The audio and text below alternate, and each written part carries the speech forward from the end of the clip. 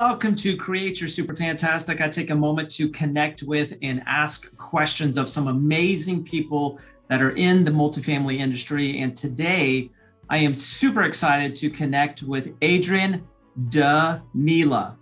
I hope I said that right, Adrian. Did I get close? You did great. Spot on. He's a great teacher. If you can't tell already, he helped me pronounce his name appropriately. And that brings up my first question. So Adrian, tell me a little bit about your early history. Where were you born and kind of get to high school? Tell me that story. So Gary, first of all, thank you for having me and for helping me get my story out. I'm going to start with my early years, right? I was born in Romania, back in a communist country, a very tough regime. I grew up in a place and in an environment where faith was not really was a forbidden thing. My parents were both teachers, and they weren't really allowed to speak about faith or even go to church. If they were going to church, they could have lost their jobs and actually maybe end up in prison for that, because they were influencing children. And what a communist state doesn't want is that for children to be educated in a faith-based environment. Wow. So I grew up that way. I had very little contact with faith, but I had a very good education from my parents. They really taught me, right from wrong, and I'm very appreciative for that. Another thing that I grew up with was shortages of all kinds. In communism, you will see shortages all over the place. You will have electricity for 4 hours a day or 6 hours a day. Hot water, the same thing. Sometimes, there'll be days after days with no hot water. And everybody will try to make do, and everybody will be super busy chasing down food, actually day-to-day food. There'll be long lines all over the place, just literally staying in line. Sometimes people won't even know what they were in line for. They were just seeing a line and staying in line and hoping to get some food to put on a table. So back in those days, I was very little, 6, 7 years old. My father and I would stay in the dark and listen to the programs of the Voice of America. And I was closing my eyes and trying to imagine what America is like. So that was when I fell in love with America. And my dream was always to maybe one day to come to America, even to visit, because I knew it was the greatest country in the world. So this is how I started. These were my early years. Wow. Talk about laying a foundation of being grateful and appreciative of the things that you have. And I think that's what an incredible a tough experience to grow up in, and you overcame that and strove for an opportunity, and that brought you to America. So, and what fascinates me about your story, Adrian, is law school. Tell me about law school. So I left home early to go to high school, and I lived intern for 4 years in our city capital in Bucharest. And that was about 200 miles away from my village where my parents live. That helped me tremendously to just kind of take care of myself, because I had so much freedom. And, when there's so much freedom at that early age, things can happen. Children, or, teenagers that age, could end up in real trouble. So I graduated high school. Then I tried to get into law school. I failed the first time. I had to go back home, and I was a substitute teacher for 1 year in my home village. And then the second year, I was admitted to law school, went to law school for 5 years, graduated, and after law school, I was able to pass the bar exam. So I'm actually a certified lawyer in Romania, even though I never practiced as a lawyer. I worked a couple of legal counselor jobs for some government entities, but never practiced as a lawyer. Wow, that's incredible. And so not only did you have such a difficult experience growing up, then you made a move and took that extra initiative to get into law school and eventually complete law school. I mean, that's absolutely incredible. Now knowing that you can do these things, I mean, you can overcome some tough experiences. That's got to give you incredible confidence. And speaking of confidence, tell me about, so you met your current wife. Tell me about that story. So we met in 2000, in the year 2000, and then in 2001, in August, we got married. One of my cousins from Canada, he's been living in Canada since 1989. He kept saying, "You have to come to America. You have to apply for the visa lottery, which is a government, U.S. government program." And I kept postponing it, right? First of all, I didn't really think that it was a real chance for me to, come to America. And then finally we got married, and I told my wife, I said, we had a little bit of money left after our wedding. And I said, "We really need to fill out this application. Who knows?" And she was completely not believing that this would be the real. It's actually possible that, it's like the lottery was real. She thought it was maybe not a scam, but just something more like not a lottery, like people were picked based on certain criteria. Yeah. So then sure enough, we fill out the applications with a little English that she knew. I didn't know any at the time. And then we send the papers out, right? This is like September or October of 2001. And then by March or April of next year, the following year, 2002, we got the response from the embassy saying that, "Hey, you won." And actually it was my wife that won. But because we were married, right, as a spouse, you got to go get a green card. And this is how we end up in United States. 2003, February the 2nd, it was the day when we first set step in United States, and I would never forget the day. That's awesome. That is so fantastic. And then, so did you learn English while you were in America? So when I first came to United States, probably my vocabulary consisted of about 50 to 60 words, most of them that I can't really speak on camera, right? Thank you. And I didn't know enough English to order fries at McDonald's. It's a real story. I was working with with a Romanian crew, and they sent me to pick up some hamburgers and fries from McDonald's, and I didn't know enough English to call them fries. So I asked the person at the counter for potatoes. Yeah. So that was kind of how much English I knew. It took me about 6 months to secure a part-time job with an established company where I could actually learn English by speaking and by hearing.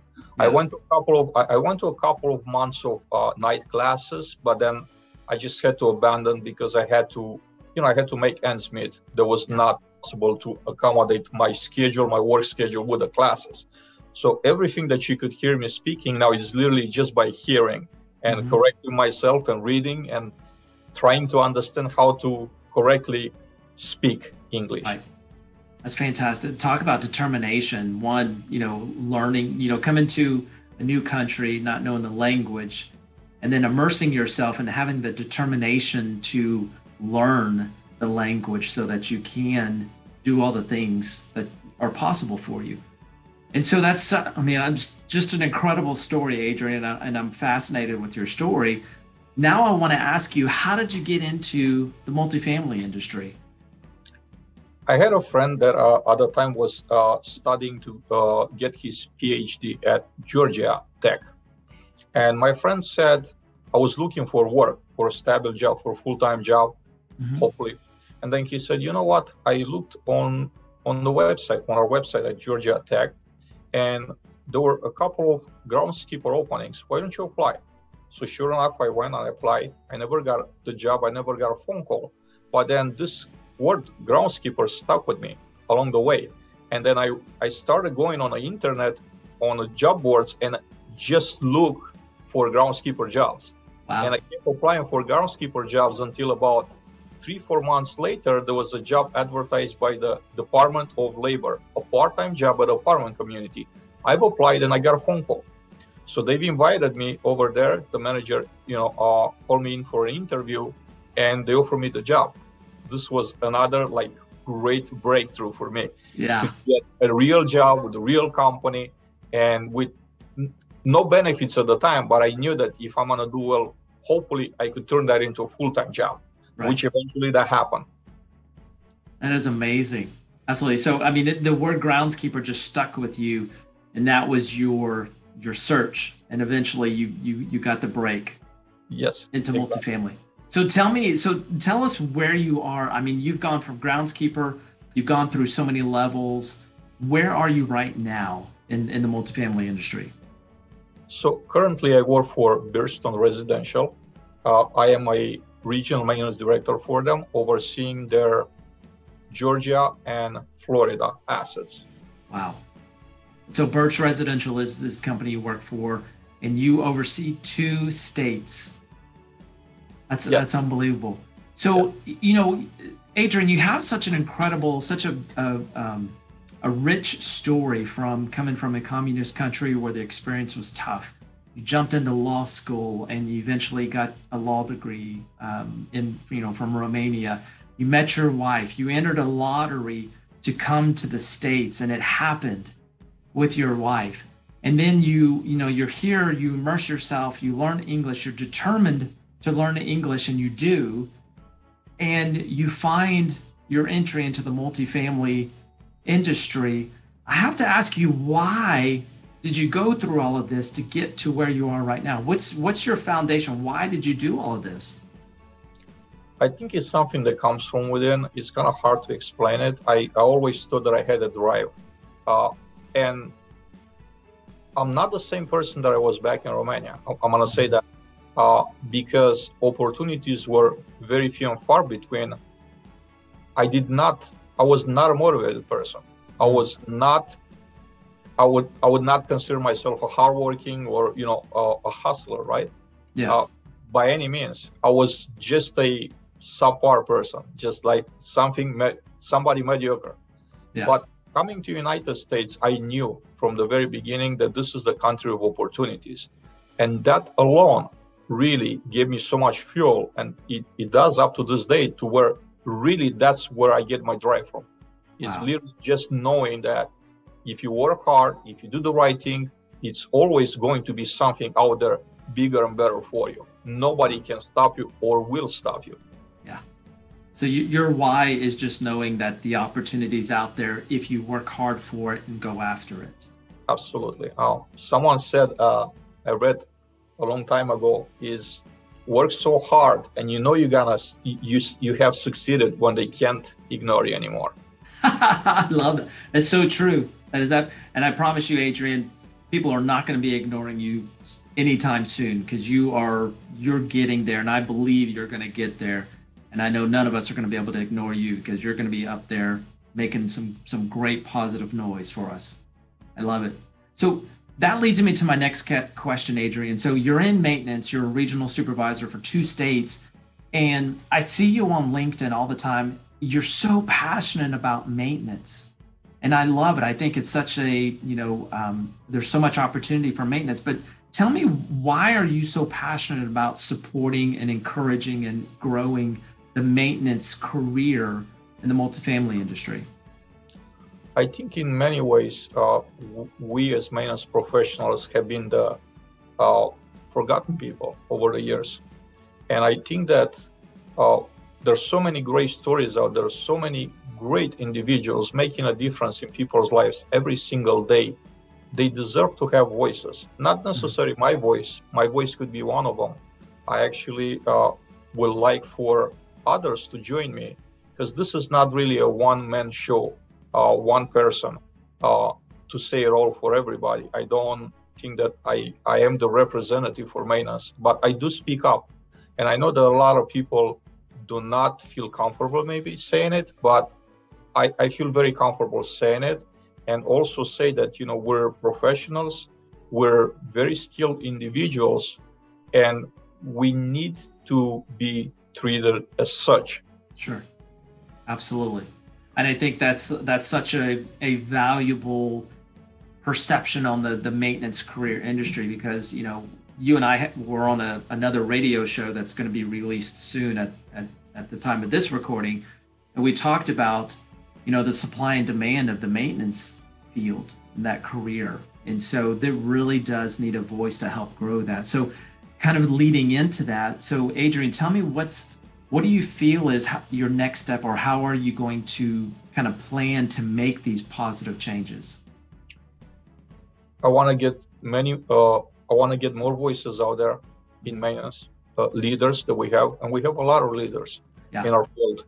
I wanna start working with them, build a network around us, with us, and with others, not just in maintenance. We definitely need executives to join us. We need someone from management. We need everybody. Like, this is gonna be a huge, tremendous team effort of things that we need to accomplish. I just read the other day, I can't remember where, but someone was saying at this time there are about 850,000 job openings in just maintenance all over the country. So this is, we're getting close to 1 million jobs, right? How are we gonna fill that void? Because our talent pool is shrinking by the day, and it has been for years. The industry expands and the talent pool is shrinking by the day. So we're about to reach a very critical point to where something's gonna happen. Yep, absolutely. And you feel like this is your calling to really create visibility on the need of encouraging the growth of the maintenance career as a career, not just a job. And you're out there networking and connecting people and encouraging anyone to join the maintenance career, because it truly is a career path. Absolutely. There's just so much potential for us to be known as an industry. I think young people don't really know about property management. They don't know that, you could really have a career in property management. We could actually go all over the country and go to high school kids, 10th grade, don't wait until the 12th grade, go to 10th graders and tell them about this. And then not everybody is gonna attend college, okay? Some kids will not, and that's absolutely fine. They need to know that it's fine if you don't go to college. Well, if you don't go to college, a career in maintenance will be a wonderful thing for you, or in leasing for that matter, in sales. I mean, I personally know of CEO of a company that used to be a leasing agent. I know the president of the company currently that used to be a groundskeeper.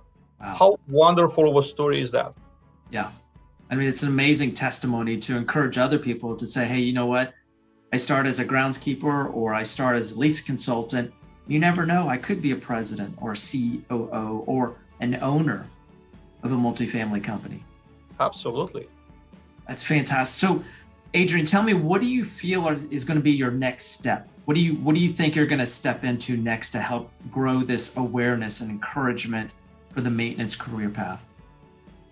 Well, first of all, my exposure and my network has been growing on LinkedIn. That's really the place, I think, to be for all of us professionals in general, and property management professionals in particular.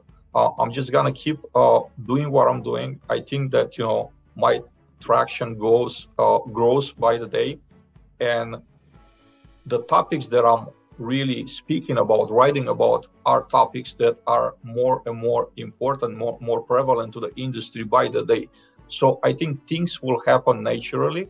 More attention will be drawn by the topics that I'm writing about, and more people will join this network. And then we will be able to get the word out outside of our industry, convincing people that this is really a wonderful way to make a career, to make a living, and just to be very successful. That is fantastic. And Adrian, I have to tell you, I am believing in your mission. And I believe, because you have such determination, you've overcome so much and you've come so far, that if you can do that, you can certainly encourage I believe that you can encourage an entire industry to make a shift and really build the supply and the interest in multifamily and specifically maintenance careers as an option. I'm believing for you, man. I thank you very much for your vote of confidence, but I do want to say it's not going to be a one person's effort. I will love for you to join me. I will love for other industry professionals as passionate as you and I are to join us, because this is going to be an incredible effort and an incredible task to bring so many people in the industry to fill the void that we're up against at this time. Absolutely. And so if somebody wanted to join you and support you in your mission to, bring that to the maintenance and multifamily industry, how can they connect with you, Adrian?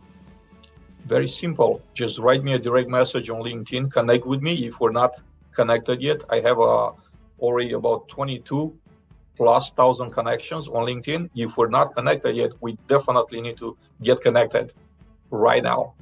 That's awesome. All right, guys. So you heard it straight from Adrian. Get connected with him on LinkedIn. He's got incredible posts on there. I will add a link to his LinkedIn account so that you can connect with him immediately and you can join him in his mission to support and encourage multifamily industry and the maintenance career path in the multifamily industry. So Adrian, I want to thank you so much. Incredible story. I'm believing in your determination. You're going to do amazing things. You're going to be up there making some positive changes. So thank you so much, Adrian. I appreciate your time.